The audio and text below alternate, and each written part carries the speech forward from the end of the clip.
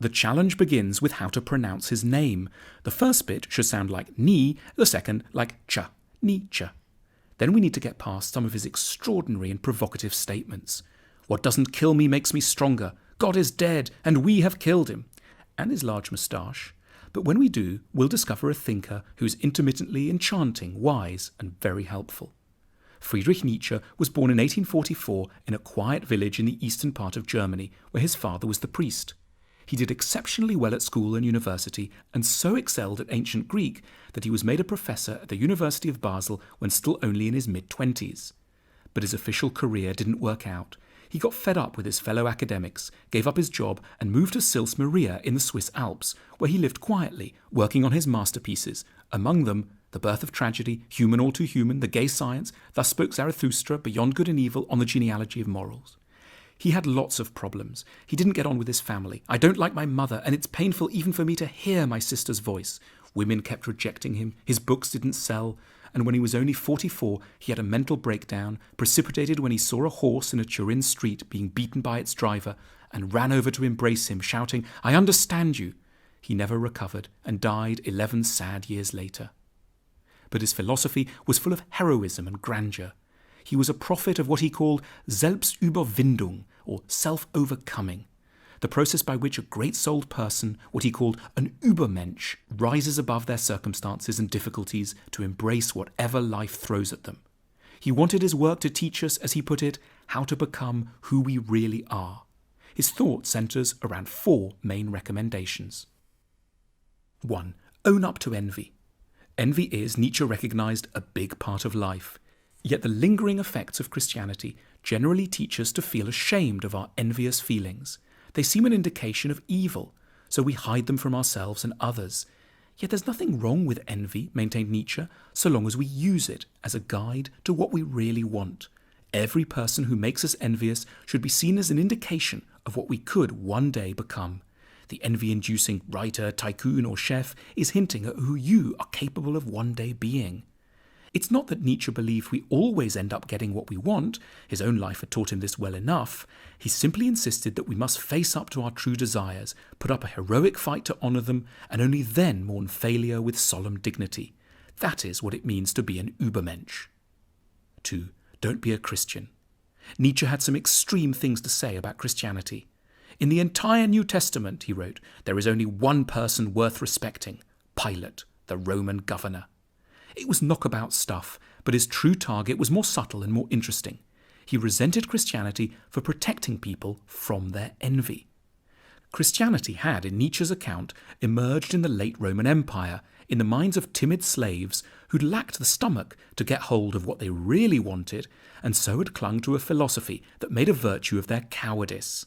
He called this Sklavenmoral. Christians, whom he rather rudely termed die Herde, the herd, had wished to enjoy the real ingredients of fulfillment, a position in the world, sex, intellectual mastery, creativity, but they'd been too inept to get them. They'd therefore fashioned a hypocritical creed, denouncing what they wanted but were too weak to fight for, while praising what they didn't want but happened to have. So, in the Christian value system, sexlessness turned into purity, weakness became goodness, submission to people one hates became obedience, and, in Nietzsche's phrase, not being able to take revenge turned into forgiveness. Christianity amounted to a giant machine for bitter denial. 3. Never drink alcohol. Nietzsche himself drank only water, and as a special treat, milk, and he thought we should do likewise. He wasn't making a small, eccentric dietary point. The idea went to the heart of his philosophy, as contained in his declaration, "There have been 2 great narcotics in European civilization, Christianity and alcohol."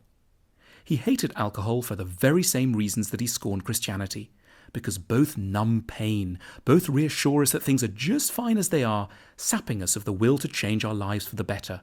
A few drinks usher in a transient feeling of satisfaction that can get fatally in the way of taking the steps necessary to improve our lives. Nietzsche was obsessed with the awkward truth that getting really valuable things done hurts. "How little you know of human happiness, you comfortable people," he wrote. "The secret of a fulfilled life is live dangerously, build your cities on the slopes of Mount Vesuvius." 4. God is dead. Nietzsche's dramatic assertion that God is dead is not, as it's often taken to be, some kind of a celebratory statement. Despite his reservations about Christianity, Nietzsche didn't think that the end of belief was anything to cheer about. Religious beliefs were false, he knew, but he observed that they were very, very beneficial in the sense of helping us cope with the problems of life. Nietzsche felt that the gap left by religion should ideally be filled by culture. He meant philosophy, art, music, literature. Culture should replace scripture. However, Nietzsche was deeply suspicious of the way his own era was handling culture. He believed the universities were killing the humanities, turning them into dry academic exercises, rather than using them for what they were always meant to be, guides to life. He admired the way the Greeks had used tragic drama in a practical, therapeutic way, as an occasion for catharsis and moral education, and wished his own age to be comparably ambitious. He called for a reformation in which people, newly conscious of the crisis brought on by the end of faith, would fill the gaps created by the disappearance of religion with philosophy and art. Every era faces particular psychological challenges, thought Nietzsche, and it's the task of the philosopher to identify and help solve these. For Nietzsche, the 19th century was reeling under the impact of two developments, mass democracy and atheism. The first threatened to unleash torrents of undigested envy, the second to leave humans without guidance or morality. In relation to both challenges, Nietzsche remains our endearing, fascinating, often lovable, and mustachioed guide.